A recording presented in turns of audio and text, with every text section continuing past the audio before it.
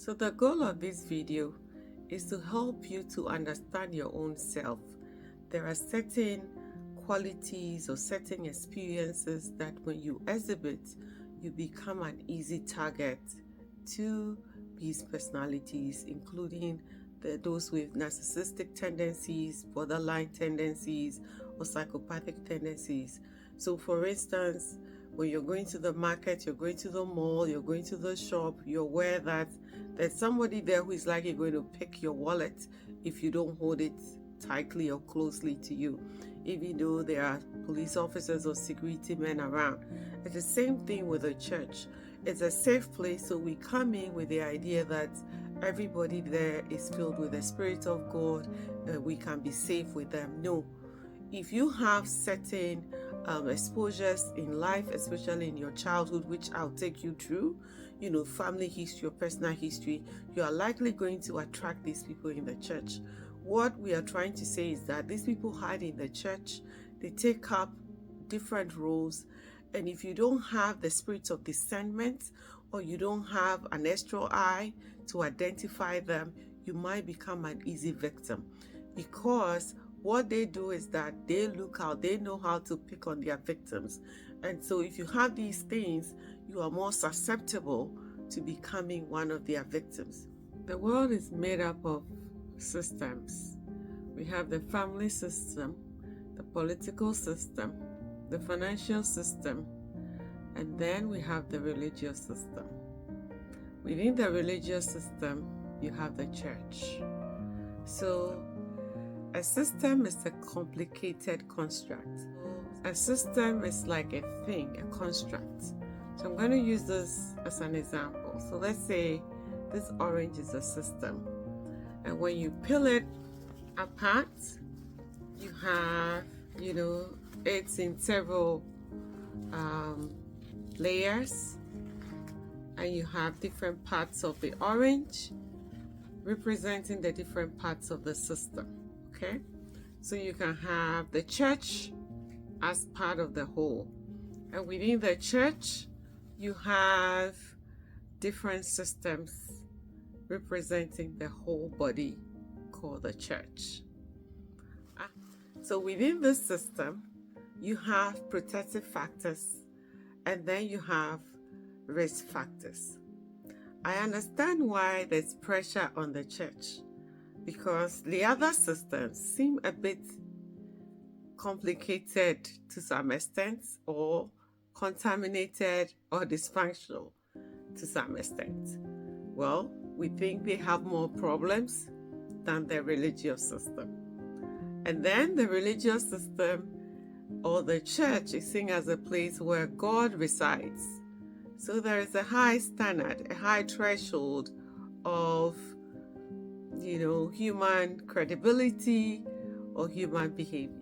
And though the church is depicted as a place of safety, some may also say that it has been hijacked by certain characters or certain personalities who over the years are taking advantage of the naive and the vulnerable. By psychologists and scholars have also shown that the church is still a safe place and naturally a protective factor for most families and young people than a risk. The first thing that I will mention here is that unresolved childhood trauma. So childhood trauma may involve either direct abuse. Direct abuse means that you, the individual, you have become a victim of that trauma, or vicarious abuse. So here we call it trauma 1 or trauma 2. As we go along, I might take you through the different types of trauma in other videos, but just understand that if you have been exposed to any form of childhood trauma, unresolved childhood trauma, right? So either directly or indirectly, and you go into these church places, these people can actually spot you because you're very vulnerable. You're looking for acceptance. You're looking for a place of belonging. So you want to be careful if you have that. If you've also had history of neglect and rejection, a lot of psychology studies will tell you that people who have experienced neglect and rejection, particularly rejection, are more likely going to be rejected in their adulthood. So you want to pay attention that even though the other systems may have rejected you and you're finding safety in the church, there are some people there that may also take advantage of you. The unresolved childhood abuse can also be emotional, can also be sexual, can also be physical, can be psychological. And then for people who have been rejected, they hold on to the shame, the shameful wound, to an extent that they feel isolated, they are struggling to get, a supportive network. And in navigating that, they might be exposed to some of these personalities within the church. So we're not saying that everyone in the church has this personality, no. But the church has been hijacked, and so we have to be careful. So if you know that you have this history, seek professional help. Surround yourself with people who would save you, who would support you and not take advantage of you. Now, the second point is the constant need for validation. So let's say within the family system, you've not been validated. Within the educational system, you've not been validated. Within the healthcare system, you've not been validated. So where do you go to? So now you come to the church hoping that you will be validated. So if you are not somebody that is grounded and you trust in yourself, you don't think of yourself highly, then you are going to be taken advantage of. And sometimes within the church system, we think of validation as being humble. No. Validation is being able to trust your own self and knowing that whatever you have, whoever you are in this life, you are okay. But if you always need somebody to tell you that, you expect a leader, a man of God, or a peer to tell you how worthy you are, then you are going to be more susceptible. It's a work in progress. I understand people are now learning about therapy and trauma in the church, and we thank God that the heavens has raised its own and trained its own with professional skills to help people in the church. Another thing that can also expose you to these personalities or people taking advantage of you is being raised as a rescuer. I find this to be very common. So a rescuer means that a person who is over-caring. You're also very sensitive and you're conscientious. Basically, you put other people before you. So if you have a plate of rice, you will give everything away whilst you are hungry, but you can eat half and then give half away. So when you're a rescuer like that, remember, somebody with a narcissistic, psychopathic characteristics is always looking for a rescuer. They're always looking for people to take care of them. So when you are in the church, which is like a natural role that we play, we serve each other, we care for each other. If someone is excessively taking advantage of that, that is a sign. So every time you are buying them a gift, but they don't buy you any gift. Every time you are unconditionally, voluntarily supporting them, but when you need them, nobody is there to help you, right? So if you are conditioned to also believe that, look, I have this Christ Savior mentality over me, so I have to help everybody, then you are also a rescuer. Jonathan was a rescuer in the Bible.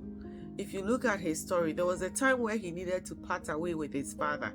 When David said, let's go, but he was with his father, look at what happened to him. He died with his father.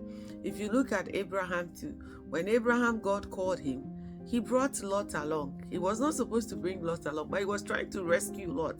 That wasn't part of the plan. But look at the problems that Lot took him through. He had to intercede for Lot to get out of Sodom. Can you imagine if Lot was not rescued? The family members of Abraham would say, you see, we told you, look at what has happened. So you want to be very careful in terms of, trying to rescue everybody in the church. The narcissistic personality, they like rescuers. They want people to save them. And by default of your trauma, you're likely going to be a rescuer. Unfortunately, that's how the brain gets,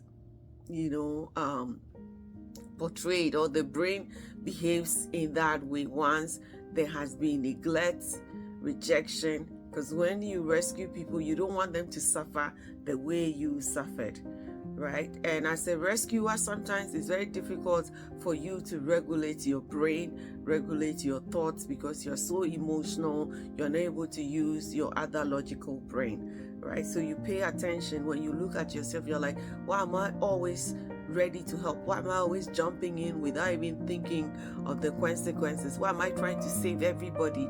Here we're not saying that you can't help anybody, but we're saying that just think through things a bit. Maybe talk to the elder in the church, talk to other elders, talk to other friends, ask them, is this okay? When it comes to marriage, this is another important point. When it comes to marriage, and you find a brother, you find a sister in the church, and you feel like, okay, I'm having this spirit to help, check in with a friend, check in with an elder. Maybe you are a rescuer, right? That's not the spirit of God, because you are going to punish yourself. So due to the trauma, one may want to rescue everyone around them, right? Though there's nothing wrong, they overdo it and they get burned. The normal kind person who is not a rescuer is able to regulate, his or her emotions during the act of rescuing, whilst the rescuer is not able to regulate it. So they are not able to set boundaries, because once you've experienced trauma, your brain gets wired in a certain way. You get conditioned in a certain way because you don't want people to experience the pain you experience. A narcissistic person, or a person with the psychopathic trait, again, always loves the rescuer, and they know how to spot a rescuer because they love to be served, they love to be taken advantage of.